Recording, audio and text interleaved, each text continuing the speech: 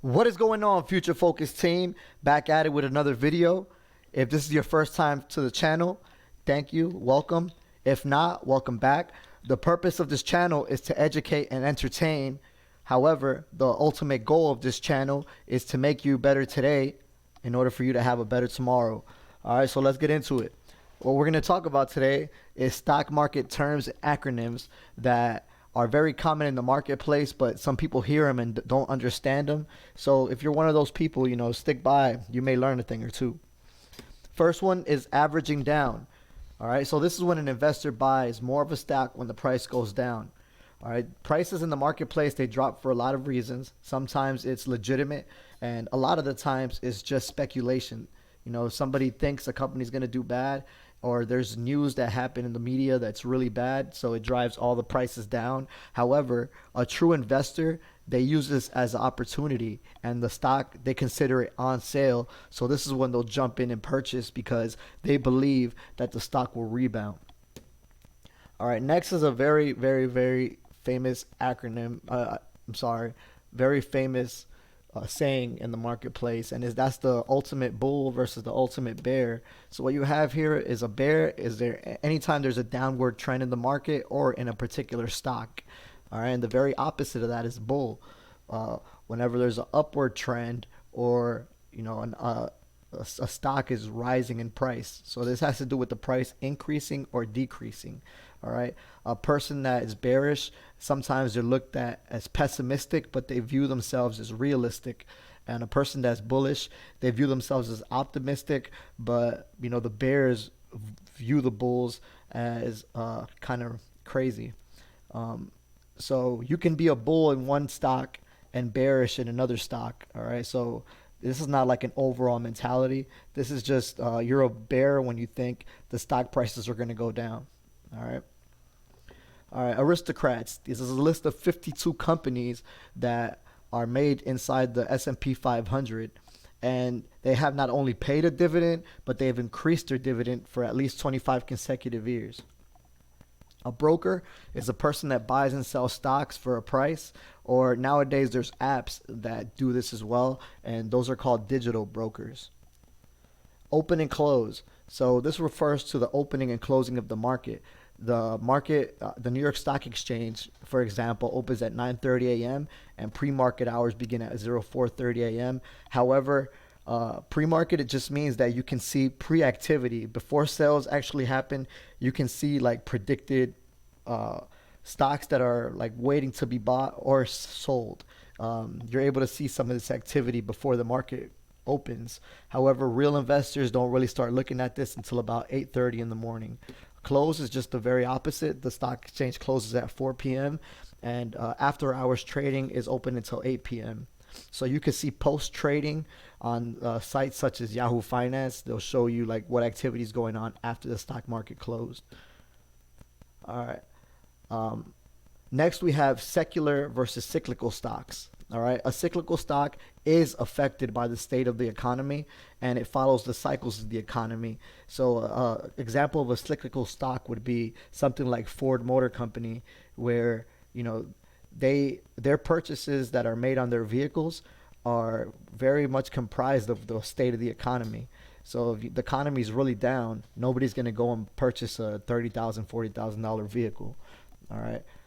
Secular stocks are unlikely to be affected by the state of the economy. The key word in that sentence is unlikely, because any stock can be affected. Nothing is 100% sure. So these are just stocks that are unlikely to be affected. For example, Pepsi. People during a recession, people are still going to drink their products. Another example would be the coronavirus currently. It hasn't affected stocks like Amazon. It hasn't affected stocks like Google. They've continued to rise even with the coronavirus, when a lot of other stocks have been going down. All right, day trading. This is the practice of buying and selling stocks in the same trading day. So what day traders do, or active traders as they're known, what they do is they try to buy low and sell high in the same day. I don't do this. There's a lot of variables that go into this that is very dangerous, and it's not for everybody. There's only like 1 or 2% of the entire population of active traders that are successful. A lot of the other ones end up losing their money or other people's money. Dividends and yields. A dividend is a portion of a company's earnings that is paid back to the shareholder. The reason they do this is to say thank you to the shareholder. This could be paid out monthly, quarterly, or annually. All right. So there's companies that do it, and there's companies that don't. The companies that don't, such as Tesla, Alphabet, Amazon, they don't do it because they invest that money that they made at the end of the year. Anything they have left over goes right back into the company for research and development or acquisitions of other companies. They feel this is how they pay back their shareholders, by making themselves bigger and increasing the price of their stocks. Whereas other companies such as Pepsi, they know they're going to rise, but they're going to rise slowly. So they pay back their shareholders by giving them a dividend every month, every quarter, every year. Whatever company it is, they do it differently. Yield is just a measure of that dividend. So, for example, a $40 share with a $1 per year dividend, it has a yield of 2.5%. So that's something to keep in mind. However, something that people don't realize is that $1 that you see there is broken up. If this company does it quarterly, then that $1 is broken up 4 times. So the shareholder for every stock is going to receive 25 cents every quarter. So if they have 4 stocks, then every quarter they would receive $1. So they would receive a total of $4 a year, not $4 a quarter. Dollar cost averaging is just a method of investing. So there's methods such as buy high, sell low. There's dollar cost averaging, which is kind of like a long-term mentality, and it kind of gives you a structure.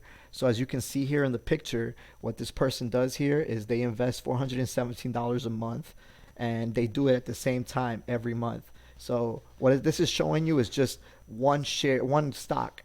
And this person right here is buying the stock every day at the same time. So sometimes they're going to buy it low, sometimes they're going to buy it high.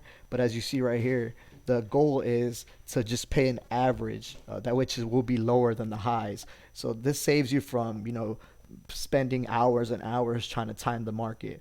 This is just a disciplined way of investing. You could do it once a week, once every 2 weeks. It's really up to you, whatever you feel comfortable with, and the quantity is whatever you feel comfortable with as well. However, remember, whatever you put in is what you're going to get out. So as it's saying, the aim is to reduce the impact of volatility. We'll get into volatility in a little bit. Investing, fixed amounts of intervals, scheduled purchases, and scheduled quantities. All right, ETF is an exchange traded fund. There's funds out there such as mutual funds, index funds. The difference between an ETF is that this fund can be traded just like if it were a regular share of a stock. So that's the only thing that really separates them from other ones. They're electronically. There's fees that are associated with these as well. So if you are going to choose an ETF, just make sure you see those fees, because some are really, really expensive. And make sure you're willing to pay those fees for what you're getting back. There's thousands of ETFs out there, and they're not all good. All right. Hedge is just something that refers to a way to protect oneself from financial losses. So, for example, one can hedge with stocks when they're going down. They can hedge it with bonds. So bonds and stocks, they're kind of yin and yang. When one is doing good, the other one's doing bad. So a way to protect oneself is not putting all your eggs in one basket, for example.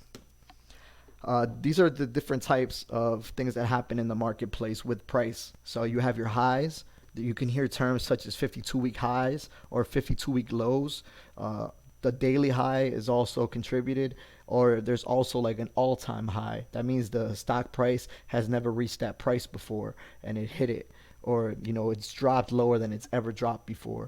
Volatility just applies to those stocks or the entire stock market if it's going up and down and fluctuating frequently. All right, so this right here is an example of Tesla's motor company in 2015, and it's just an example of volatility. You can see how it fluctuated up and down and up and down. There's not really a great time to buy here, or a bad time to buy here would be a lot of these times. All right, so you don't know what's going on. This would be considered a volatile stock. Index just marks the benchmark of a reference marker. So basically, it's a composition of a bunch of different stocks, whether it be the same uh, inside the same group. The Standard and Poor 500, the S&P 500, it tracks 500 companies, and all the index does, it tracks the average of all of it. So if one stock is going down, it doesn't mean the whole S&P is down. You know, there might be other stocks that make up and pick up the slack. Initial public offering, IPO. So this is the first time a company's going public. All right, stocks. I mean, companies that are not on the stock exchange, they're considered private, such as Hulu. However, Netflix, they are in the stock market.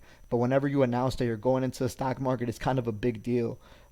It's like a whole glass mirrors, like it's the whole nine.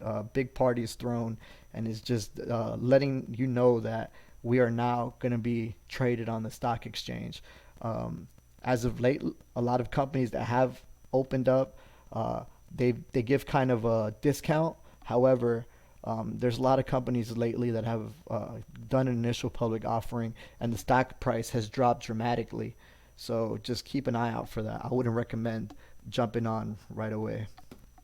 A moat just refers to a business with an ability to maintain a competitive advantage. For example, Tesla, they have, some people say they're like 5 or 6 years ahead with their batteries. So that gives them a advantage over their competitors. So any company with some sort of advantage, that they have something that the other companies don't, these are kind of companies you want to look for, because they're going to have more leverage in the stock market, and their price is going to increase higher than other people in the same sector.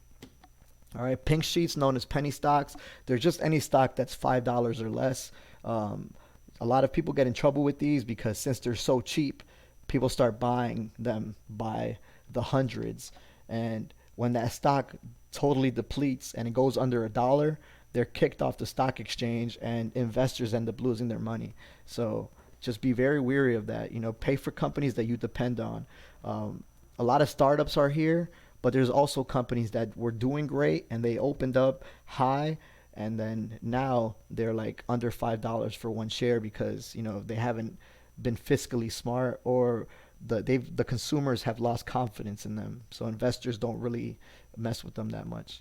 Rally, this is a positive. This is when the entire stock market is going on an increase.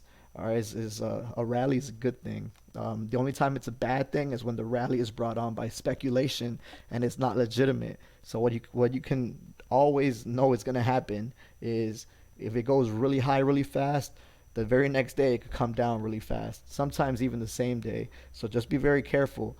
Try to do the opposite of what everybody else in the marketplace is doing. All right, sectors. This is just a group of stocks in the same industry. So some examples: in technology, you have things like Facebook, or Amazon's, things like that. Energy sectors like fuel. Communication sector, you would have like Verizon, AT&T, T-Mobile. Financials would be any bank, banks, things of that nature. And there's a bunch more. These are just examples of sectors. Stock symbols, these are just examples of the way a company is referred to in the stock market. So these are just the symbol that the company is given. AT&T is T, PepsiCo is PP, and Tesla is TSLA. Compound interest, I'm going to spend a little bit more time on this because this is like the bread and butter. And this is, if you made it this far, thank you for sticking with me. I know we're going longer than I wanted to, but this right here is very important. All right, so compound interest is basically just interest on interest. All right, so you receive this from the dividends that we spoke about earlier. So a company will give you a dividend. You take that dividend and you put it back into your investments. The way you can do this is through companies that have fractional shares. I personally am with M1 Finance, and they allow fractional shares. I will be dropping a link to that down below. If you go with M1 Finance and you click on that link, you'll get $10 free for starting.